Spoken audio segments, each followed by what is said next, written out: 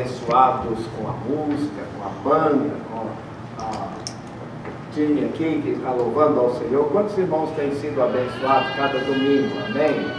Graças a Deus por esta música que faz bem ao nosso coração, por aqueles que tocam, aqueles que cantam aqui no Praise Team. E assim a nossa igreja procura louvar ao Senhor.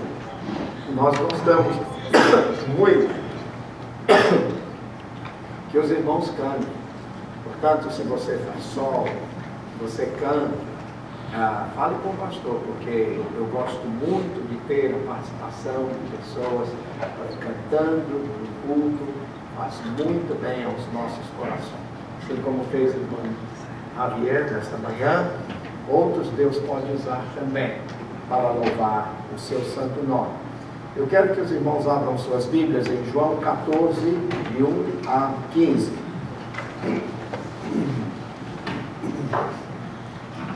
João 14, de 1 a 15.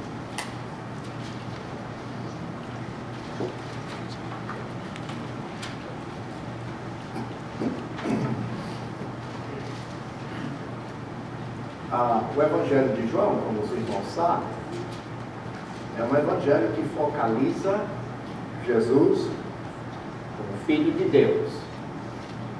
Mateus fala sobre Jesus, o Rei, fala sobre o reino de Deus. Todo o enfoque de Mateus é no reino de Deus. Marcos fala como Jesus serve. Um dos versículos que chama mais atenção no Evangelho de Marcos é justamente esse.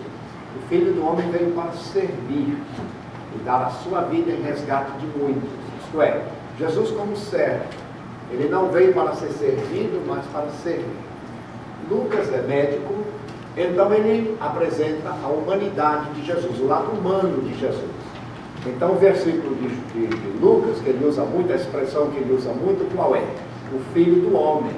Ele apresenta Jesus como Filho do Homem, isto é, o lado humano de Jesus. E o Evangelho de João, então, ele diz Jesus, o Filho de Deus, que é o lado espiritual, este lado divino de Jesus. E então, hoje de manhã, e de agora por diante, por alguns domingos, eu estarei pregando sobre alguns princípios da Palavra de Deus, para que você possa firmar bem a sua fé. Nós cantamos um hino que diz: a minha fé e o meu amor estão firmados no Senhor. Então existem princípios na Palavra de Deus, chamamos doutrinas, o que chamamos princípios, chamamos a base da nossa fé. A nossa fé não cremos por acaso, não cremos porque cremos porque temos razões de crer. A Bíblia nos dá todo um arsenal de conhecimento e nos prepara e nos oferece condições para que a nossa fé seja firme. E o apóstolo Pedro, ele diz assim, que você deve estar tão firme para que você saiba responder a qualquer um que perguntar sobre a razão da sua esperança. Qualquer pessoa que lhe perguntar por que você é crente, por que você crê, por que você serve a Jesus, você vai saber dizer por quê. Se alguém é democrata e você pergunta por que você é, ele vai dizer. Se é republicano, ele vai dizer. Há uma razão, há um sentimento, há alguma coisa que faz com que a pessoa esteja filiado, esteja ligado àquilo ali. A mesma coisa quando nós pensamos e devemos sentir a respeito de Jesus e a respeito da nossa fé. Então eu vou começar falando sobre conhecendo melhor a Jesus. Conhecendo melhor a Jesus. Não se turbe o vosso coração. O primeiro versículo. Não se turbe o vosso coração. Os discípulos estavam tristes, preocupados, porque Jesus havia dito que ia morrer, ia para Jerusalém, ia sofrer, e eles ficaram claros que, como que, e agora? O que nós vamos fazer? Não se turbe o vosso coração. Credes em Deus, crede também em mim. Na casa de meu pai há muitas moradas. Se não fosse assim, eu vos teria dito, vou preparar-vos lugar. Eu e o Alex somos de Goiás, lá em Goiás, como em outros estados, tem muitas fazendas. E na grande fazenda, a casa principal é a do dono da fazenda. E existem outras casas dos colonos, das pessoas que trabalham nas fazendas. Jesus está dizendo, na casa do meu pai tem muitas moradas. Tem o trono de Deus, o lugar dele. Ele está sentado à direita do seu pai. Mas tem os nossos lugares, que ele foi preparar. Você não vai chegar lá no céu e ficar assim, ei pessoal, onde é que eu vou, hein? Aonde, hein? E aí? Qual é a minha casa? Alguém sabe aqui? Ei, cheguei, hein? Não é assim. As coisas de Deus não tem confusão como a nossa. Nós aqui enchemos de confusão. Tudo da vida espiritual, tudo é ordenado. Presente, passado, futuro. Alto, meio, baixo. Tudo Deus fez certo. Deus não faz as coisas atrapalhadas. Desde a criação até quando você vê Apocalipse, tudo ali, tudo está dentro de um plano de Deus, uma coisa extraordinária. Nós é que fazemos a confusão. Deus não. O Espírito só esclarece. Né? Então, a Bíblia nos... É melhor a gente conhecer a Jesus. E aí Tomé ficou assim, mas Senhor, versículo 4. Jesus disse, para onde eu vou? Vós conheceis o caminho. Disse Tomé, Senhor, nós não sabemos para onde o Senhor vai. Como é que podemos saber o caminho? Respondeu Jesus, vamos dizer juntos? Eu sou o caminho, a verdade e a vida. Ninguém vem ao Pai senão por mim, diz o Senhor Jesus. Tá? Se vós, diz aqui, eu sou o caminho, diz, versículo 7, se vós me conhecesseis a mim também, conhecerias a meu Pai, já desde agora o conheceis e o tendes visto. Lá vem o Filipe, Senhor, mostra-nos o Pai, e isso nos basta. Um discípulo de Jesus disse que não sabia o caminho. Agora o outro, Senhor, nós não sabemos quem é o Pai, mostra-nos o Pai. E depois de andar 3 anos com Jesus, não sabia o caminho e nem conhecia o Pai. Imagine nós. Mostra-nos o Pai, e isso nos basta. Respondeu Jesus, mas Filipe, há tanto tempo eu estou com vocês e ainda vocês não me conhecem? Quem me viu a mim, viu o Pai. Como diz tu, mostra-me o Pai? Não crês tu que eu estou no Pai e que o Pai está em mim? As palavras que eu vos digo, não as digo por mim mesmo, mas o Pai que permanece em mim é quem faz as suas obras. Crede-me que eu estou no Pai e que o Pai está em mim. Crede ao menos por causa das mesmas obras. Você não tem que acreditar muito. Pelo menos crede, veja as obras que eu estou realizando, Filipe. Veja o que eu estou fazendo. São as mesmas obras de Deus. Então quem vê essas obras já pode testemunhar que Deus está em mim. Então, versículo 12. Em verdade vos digo, aquele que crê em mim, esse também fará as obras que eu faço, e as fará maiores do que estas, porque eu vou para o Pai. E tudo quanto pedirdes em meu nome, eu o farei, para que o Pai seja glorificado no Filho. Se me pedirdes alguma coisa em meu nome, eu o farei. Irmãos, diante desse texto, a nossa conclusão, a base da nossa fé, toda a base da nossa fé é conhecer melhor a Deus, conhecer melhor a Jesus, conhecer a sua palavra. Eu acabei de lhe mostrar, os discípulos estavam em dúvida com algumas coisas, e nós como crentes muitas vezes ficamos em dúvidas a respeito da nossa fé. Há momentos que eu e você ficamos nos questionamos, será que Deus realmente está ouvindo a minha oração? Será que eu dando a minha oferta, Deus realmente vai cumprir a palavra dele e abrir as janelas dos céus? Será que eu seguir a ele? Será que vale a pena? Será isso? Nós ficamos questionando.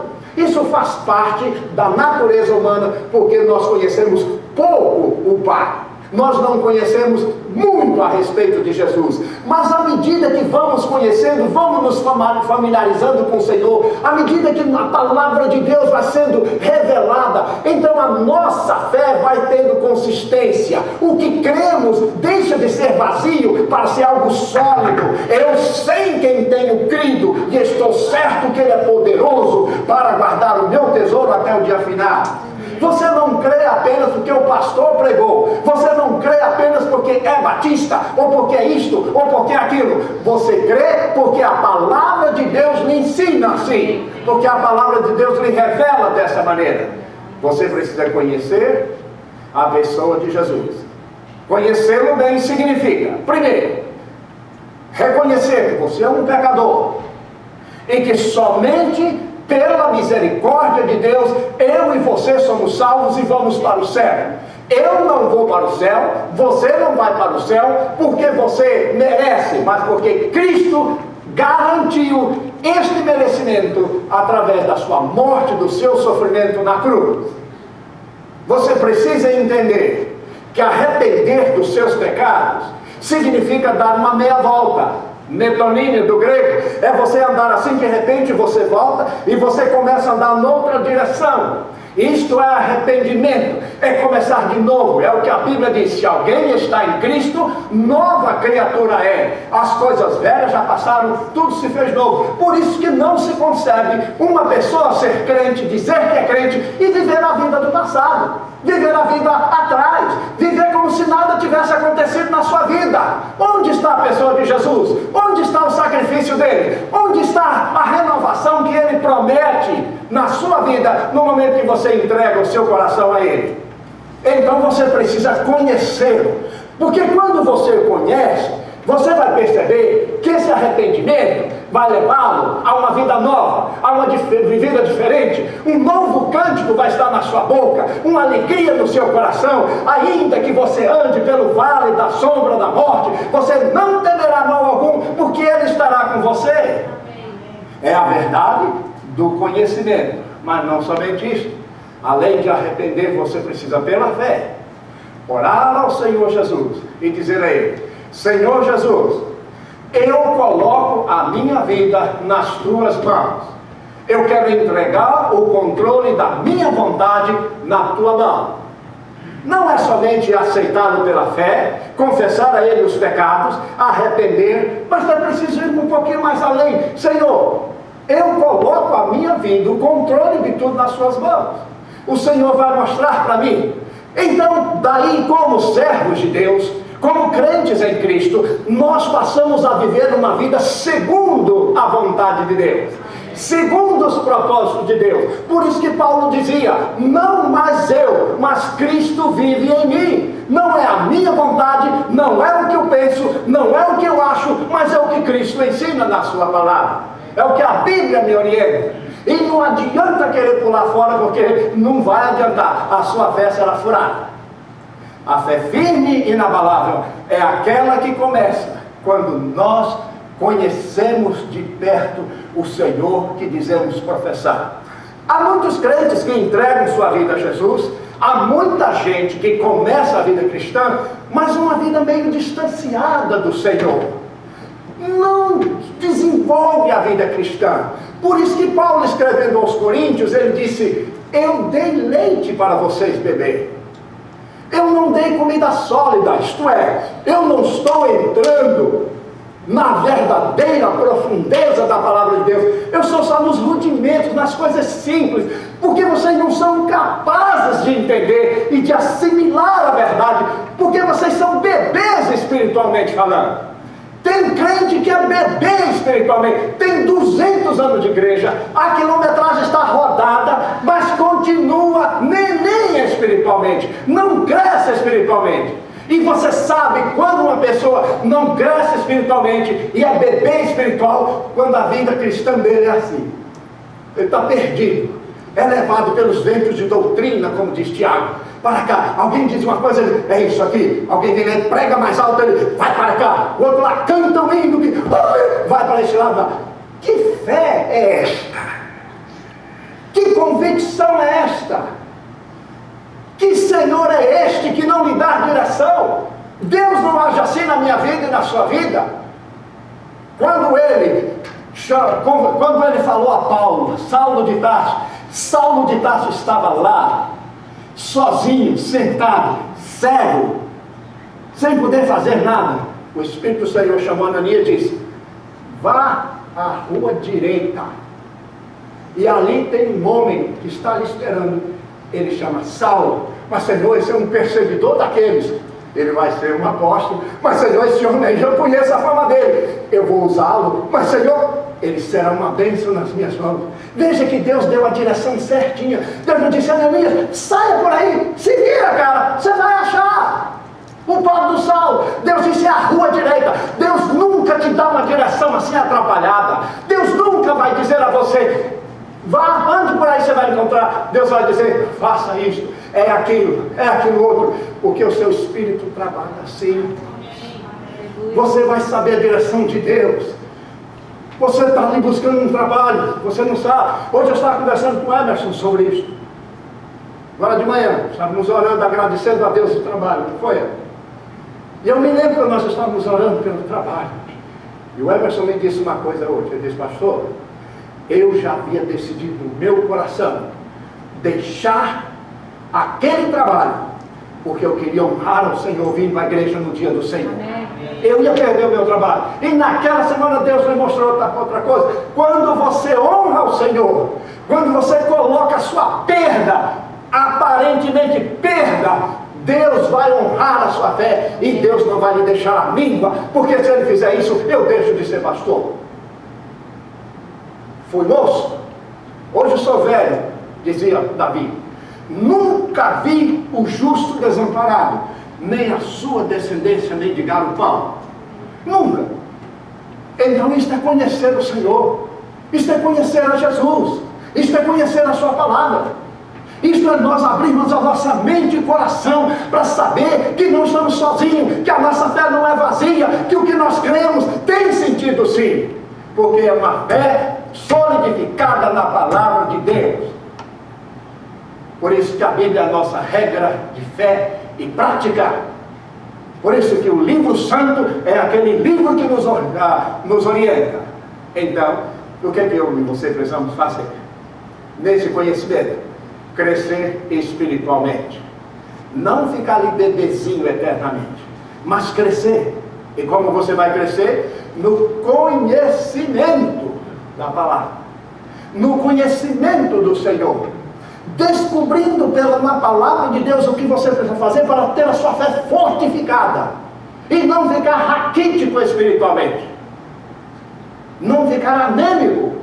Deus não quer ver crentes, servos deles, anêmicos espiritualmente. Deus me quer ver poderoso, cheio do Espírito, alegre, feliz, abundante. É isto que Ele promete, é isto que Ele quer fazer na minha vida e na sua. Confiar nas promessas do Senhor. Nós precisamos ajustar o nosso caráter, o nosso comportamento como servos de Deus. Nós precisamos dar frutos. Tudo isso, irmão, acontece quando o Espírito Santo opera nas nossas vidas. Em João 14, 24, Jesus diz: quem me ama, não guarda as minhas palavras. Aquele que não diz que me ama, mas não guarda as minhas palavras, que história é essa? Eu estou nele, o Pai está nele, essas coisas eu tenho falado a você. O Espírito Santo vai ser enviado, o Paráclito Divino, para lhe fortalecer, e é o Espírito quem nos fortalece. É o Espírito Santo que honra e usa a palavra de Deus na minha e na sua vida, conhecendo melhor a Jesus. Depois que você tem esse conhecimento inicial, o que é que eu e você precisamos fazer? Segui-lo. Segui-lo.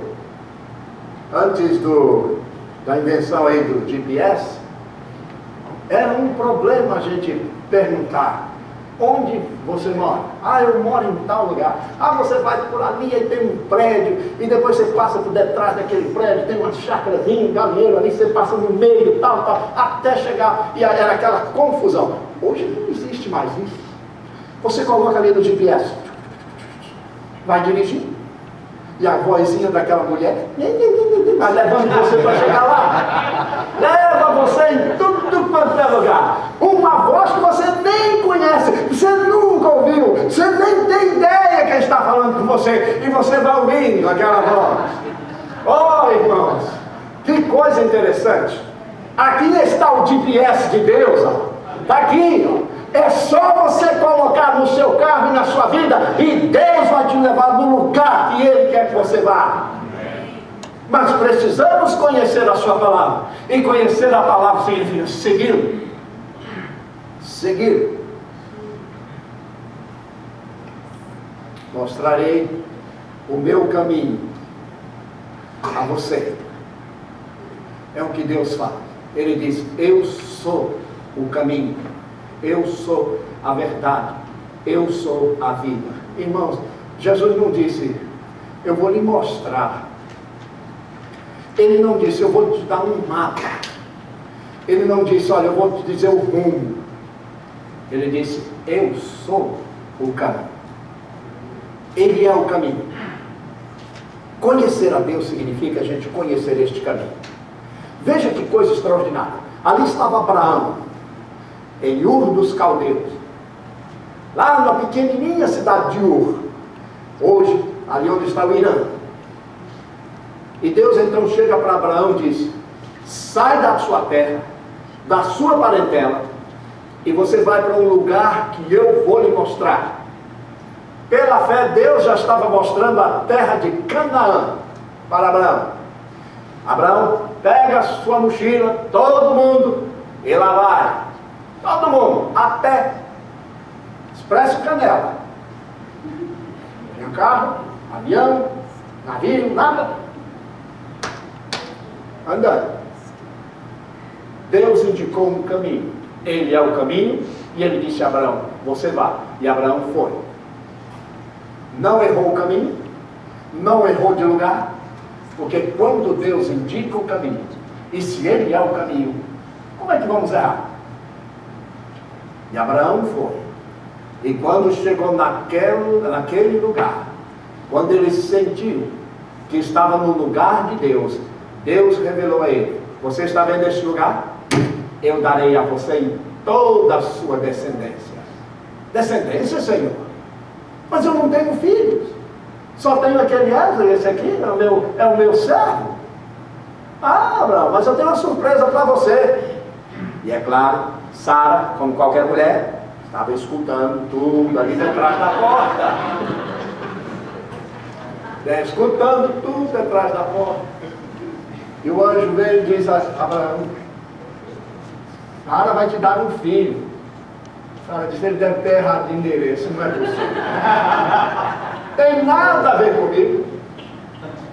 Como é que uma mulher com mais de 90 anos, e diz a Bíblia que ela ficou rindo.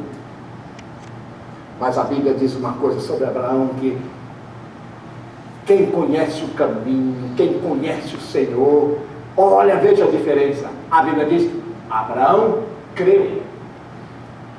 Ele creu na palavra do Senhor. Mas ele não disse, Senhor, eu sou um velho. Ele creu. Senhor, não tenho condições mais de ser pai. Ele creu. Senhor, como é que com 100 anos eu vou ficar trocando de fralda? Ele creu. Ele creu na palavra do Senhor.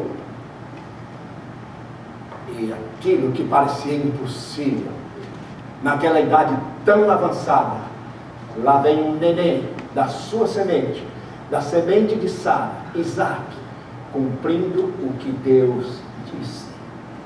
Deus não diz para não acontecer. Tudo o que Ele diz, acontece. É exato como Ele diz. Irmãos, Ele seguiu o caminho. Aquele que crê em mim, aquele que me segue, não andará em trevas, mas terá a luz da vida. Não somente você tem que segui-lo, mas você tem que ver a Jesus como o seu exemplo. Jesus é o nosso exemplo. Você não vai seguir alguém que está por aí dando um mau exemplo.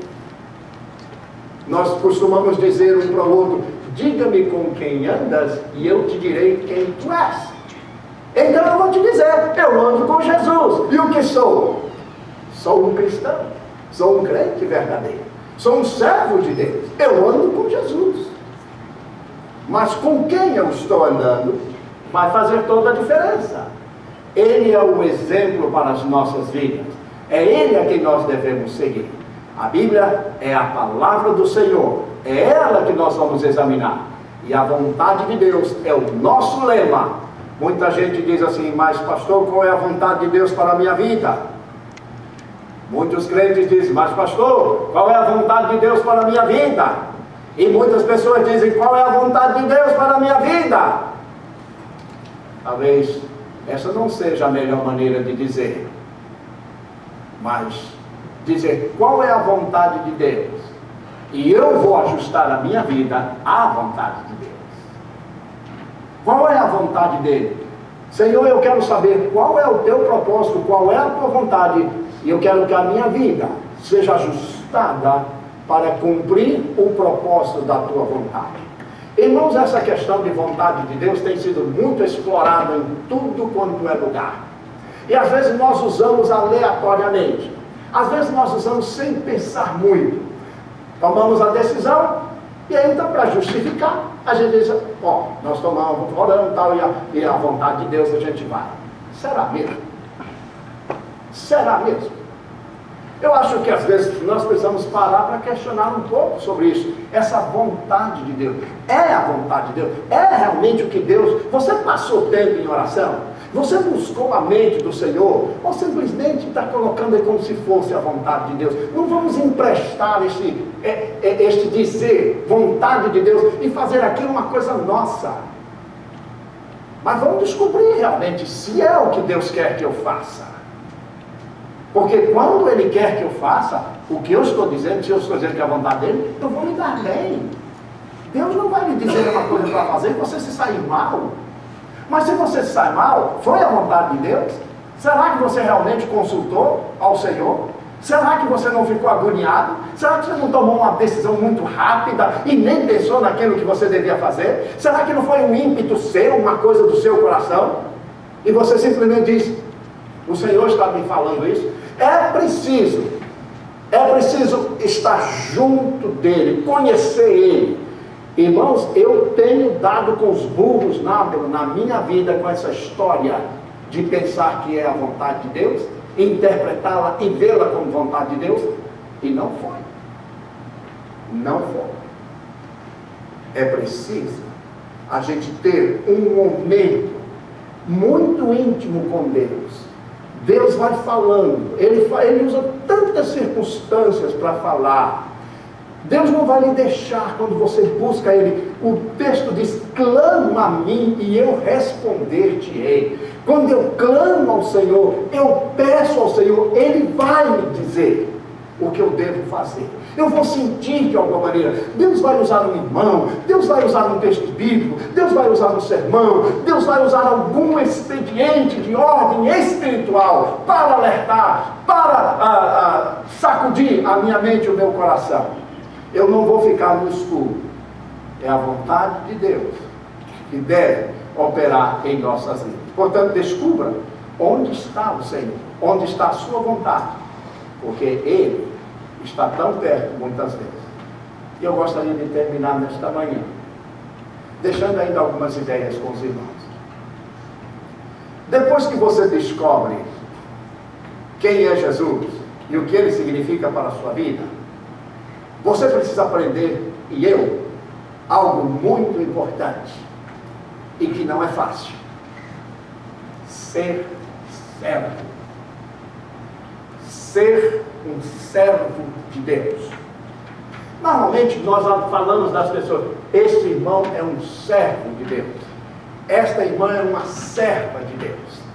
Nós usamos este adjetivo para dizer às pessoas, diante da igreja ou que seja, que a pessoa é um servo de Deus. Por quê? Porque nós entendemos que alguém que sirva ao Senhor, alguém que está andando nos caminhos do Senhor, alguém que professa o Senhor, é um servo dele. Mas a coisa não é tão fácil assim. Primeiro, Jesus diz que o servo não tem vontade. A vontade dele é a vontade do seu Senhor. É a primeira coisa.